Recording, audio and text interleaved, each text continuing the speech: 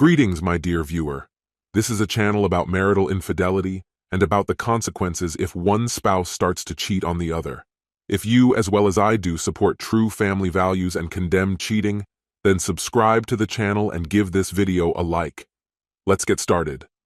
It was a typical Friday night when my wife of 12 years, Avery, cheerfully announced that she was heading to a reunion with her college friends.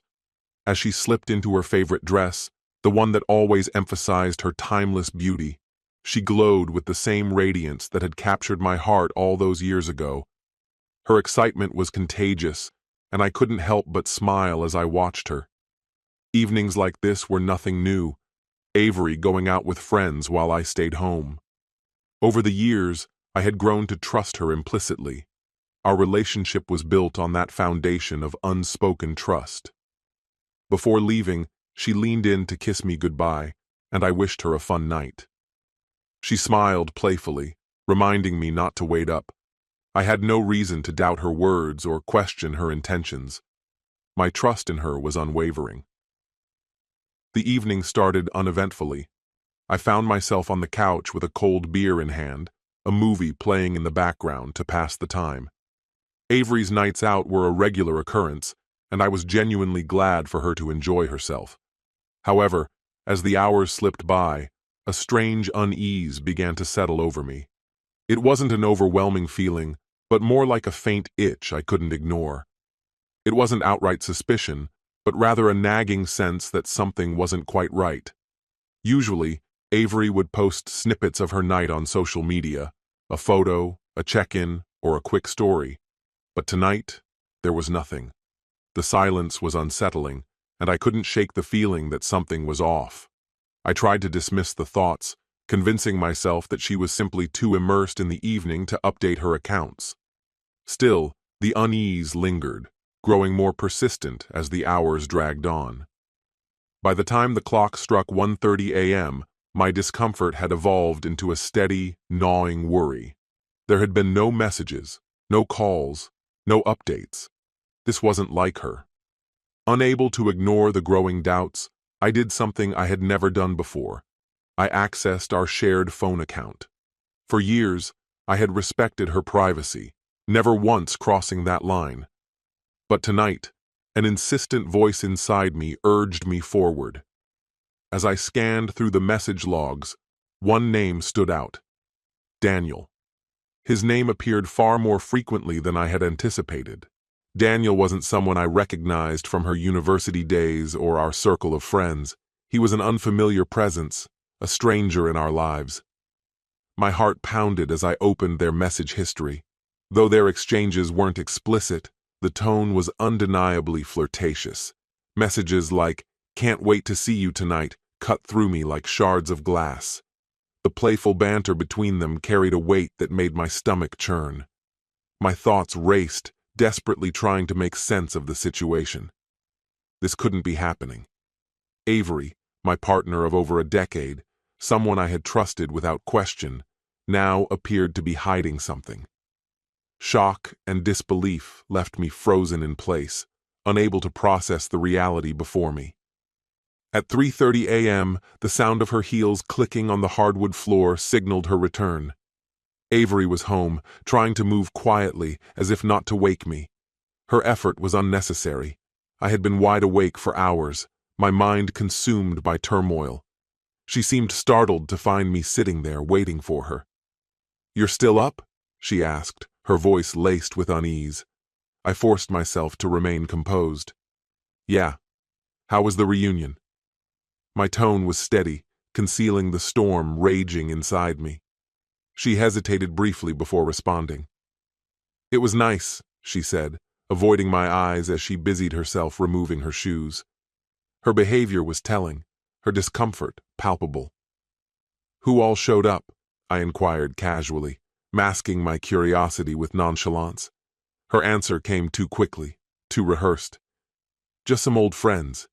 You wouldn't know them." Her words rang hollow, and the name Daniel echoed in my mind like a drumbeat.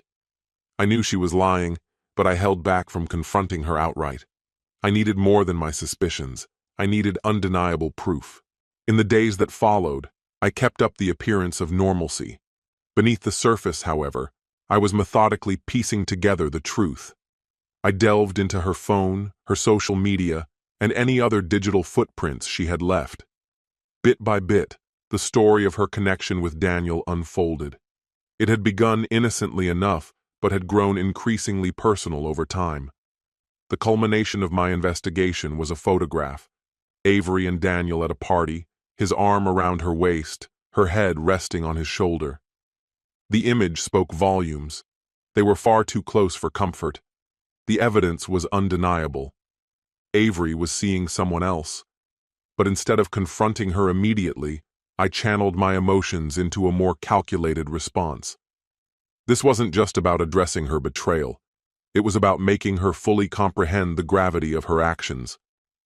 I began researching Daniel, uncovering details about his life, his social media presence, his job, even his private email address. Creating a fake persona, someone who appeared to be a mutual acquaintance of Avery's, I used it to establish contact with him. He had no idea who I really was. Simultaneously, I set up hidden cameras around our home. I recorded everything, their messages, their calls, and their meetings.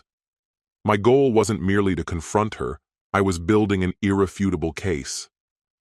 The day of reckoning arrived when Avery casually mentioned she was meeting a friend for coffee. I knew the truth. She was meeting Daniel. This time, I wasn't going to stand idly by. My plan was ready to be executed. I compiled a video, carefully edited to expose every aspect of their affair. It included screenshots of their messages, footage from the cameras, and the photograph of them together. I uploaded the video anonymously to a popular social media platform, framing it as a cautionary tale. Within hours, it went viral. When Avery returned that evening, her phone was buzzing with endless notifications. Confusion quickly gave way to panic as she realized what had happened. Her face turned pale, her hands trembling as she stared at the screen. There was no escaping the truth now. For the first time, Avery had to confront the full weight of her betrayal. It wasn't just a private reckoning between the two of us. The entire world was now watching. The truth about her was no longer hidden. From where I stood in the doorway, I watched in silence as Avery's expression shifted from puzzlement to pure terror. Her phone buzzed relentlessly, each vibration a harbinger of her inevitable realization. Her fingers trembled as she unlocked the screen, her gaze darting across the avalanche of messages. The color drained from her face as the full weight of the situation hit her. She looked up at me, her breath catching, words failing her. What is this?" she whispered, her voice barely audible, laced with shock and disbelief. The enormity of it all washed over her like a crushing wave, leaving her unsteady. "Did you do this?" she finally managed, her voice quivering as the question hung between us. I said nothing. My silence was more damning than any admission could have been. Her knees seemed to buckle slightly, and she sagged under the weight of the moment, tears beginning to stream down her face. She reached out toward me, seeking comfort, but I remained motionless, my resolve unshaken. The bitterness of betrayal I had carried these last few days crystallized into an unyielding edge. Her tear-streaked face mirrored regret, but it was far too late for that. The damage she had inflicted was beyond repair. Sympathy was a luxury I could no longer afford. Her lies, the secret texts, the covert meetings with Daniel, they had eroded the foundation of everything we had built over the last decade. She had destroyed it all for what? A fleeting, selfish indulgence. "Did you really think I wouldn't find out?" I asked, my voice calm but cutting, each word deliberate. Avery shook her head, tears falling harder now. I'm sorry," she choked out, her voice cracking. "I never meant for it to get this far. I never wanted to hurt you. Please, forgive me. I love you." Her words rang hollow. The love I once had for her was gone, replaced by a void she had created. Forgiveness?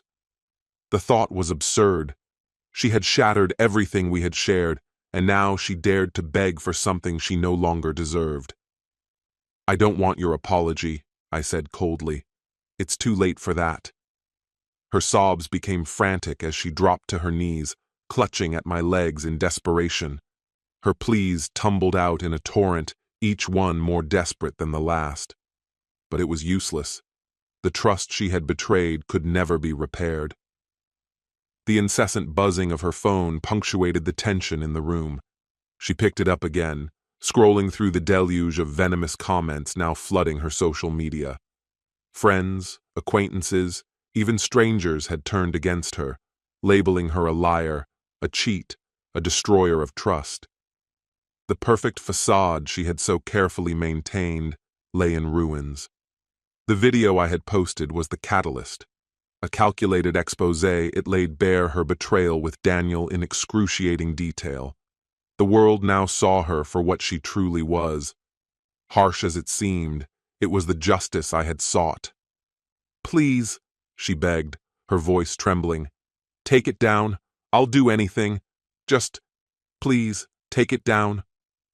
I shook my head slowly, feeling a cold satisfaction settle over me. She couldn't fathom the lengths I had gone to ensure the truth was exposed. There was no reversing it now, no reprieve. "I'm not taking it down," I replied, my voice firm and unwavering. "You made your choices, Avery. Now you're living with the consequences." Her sobs softened into shallow, uneven breaths as the gravity of her situation fully sank in. She had thought she could deceive me and emerge unscathed, but now the world watched her unravel. There was no escape from what she had done. Without another word, I turned to leave. There was nothing left to say, no confrontation that could mend what was broken. Her cries followed me as I walked away, fading into the silence that now defined us. She had taken everything from me, my trust, my peace, my sense of security, and I had nothing more to give. "Where are you going?" she called after me, her voice raw with despair. "Don't leave. Please don't leave me." I didn't answer. There was no point. The man who had once loved her with all his heart was gone, replaced by someone who could no longer bear the sight of her. What we had was over, beyond redemption. In the quiet of our home, I packed my bags. Her muffled sobs echoed through the house, but I didn't turn back. Not because I felt nothing, but because I felt too much. I had given her everything, and she had thrown it all away. As I walked out, her cries grew faint behind me. The silence between us now spoke volumes, a final, unbreakable verdict.